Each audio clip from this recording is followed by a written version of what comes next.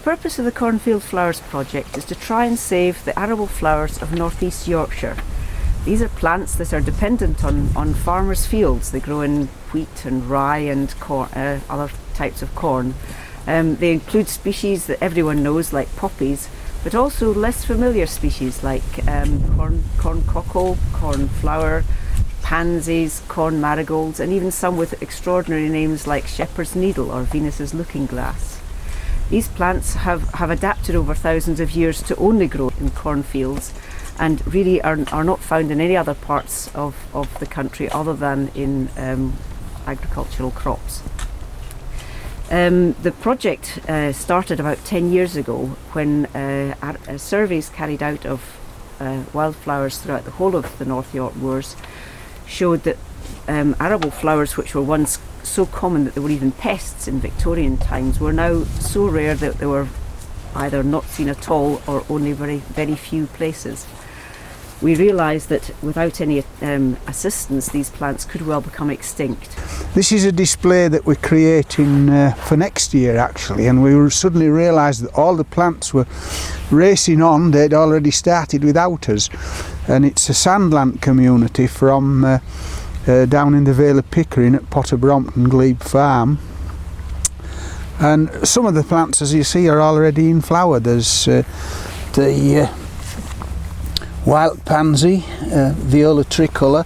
This is the other colour variant of it, and down here we have a little common stalkspill flowering away.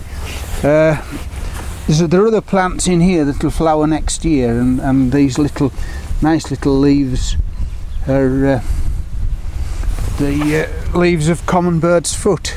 In the foreground and mixed in with the whole of the background there, we've got glabrous cat's ear, and this was really supposedly quite a rare plant and had almost vanished from the flora, and then 3 years ago we discovered that John Middlewood at Glebe Farm had half an acre of them.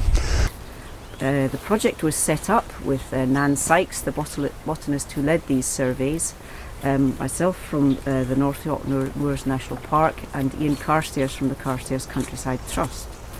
Nan established the nursery here at the Rydale Folk Museum, and a small band of volunteers started to collect seed from farmers' fields, grow the plants on in the nursery here, and then plant them out in the demonstration field also in the museum. With the help of the Heritage Lottery Fund and the National Park Sustainability Development Fund, we've been able to return several of these plants back into farmers' fields where they belong.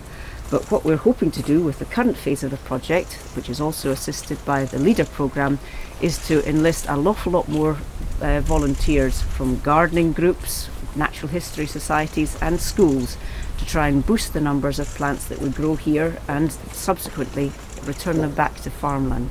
The hope is that in the long term they'll be back as fully functioning parts of the farmland habitat.